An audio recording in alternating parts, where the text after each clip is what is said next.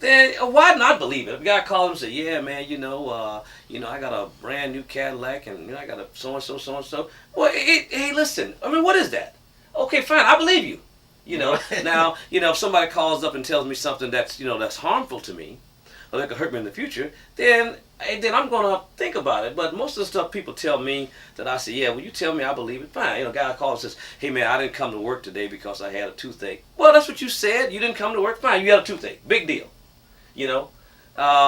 And so that's basically what the kind of stuff she was talking about. Right.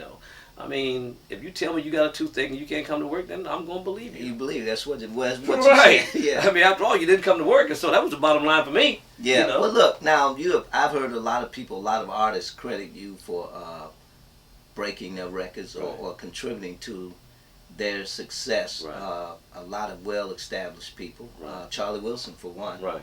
That you mentioned. And who are some of your favorite artists? Well, of course, Charlie would be one. Up to today's artist, I'm a Tony Braxton fan. Of course, I've always liked Whitney Houston. I'm a Stevie Wonder fan. Mariah Carey, and I like her stuff. But some of the old school guys, man, the Tyrones and the Johnnies of the world. Yeah. Stevie, of course. And but I would say Marvin Gaye would have to probably be one of my all-time favorites. Right. But in the case of somebody like a Charlie Wilson or some of these other artists that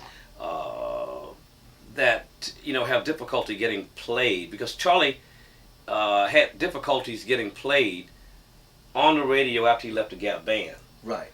And so I was one of the stations, one of the few stations, in this area that would play his music. For example, let's say the new Tony Braxton record, okay? The new Tony Braxton record, I tested it this morning, and I don't think any other station in the market is playing the record yet. Right.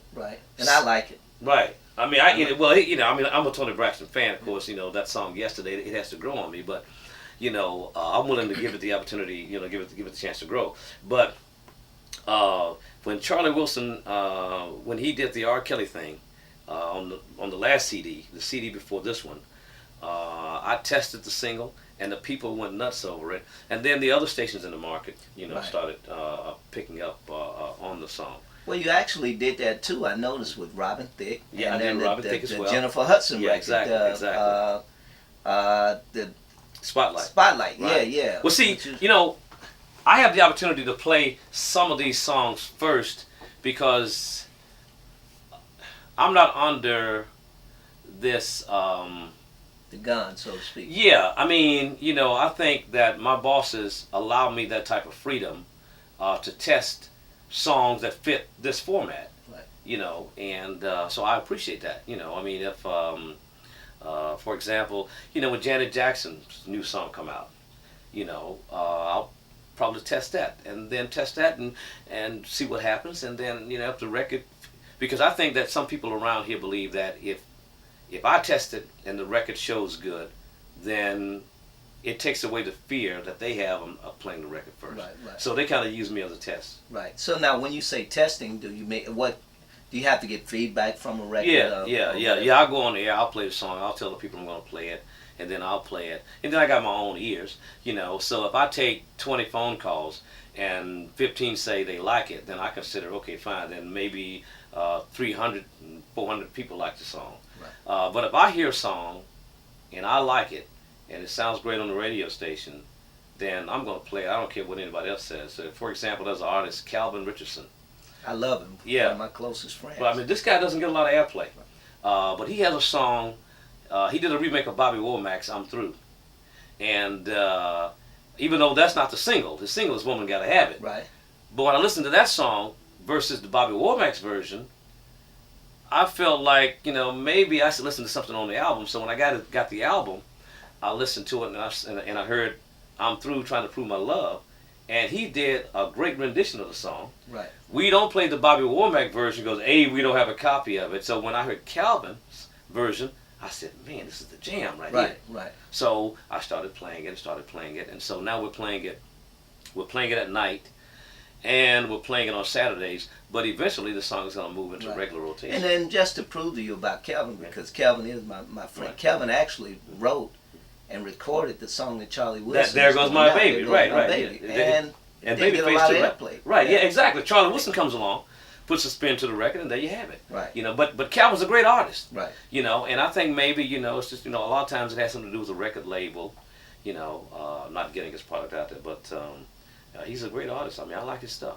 Now, you have obviously followed in some real big shoes, man, being here at DIA and following in the footsteps of Rufus. Yeah, A.C. Williams. Yeah, Nat Turner, those people. Exactly. So when you wake up in the morning and you see how God has blessed you, because I know you're a very spiritual guy, how does that make you feel to just look in the mirror and say, hey, you know, I've done something that nobody else, really no one else has been able to accomplish, really, in radio. Yeah. I mean, when I came to Memphis in 1983, let's just face the fact, man. Playing music on an AM radio station, most owners wouldn't even try to do it. Yeah.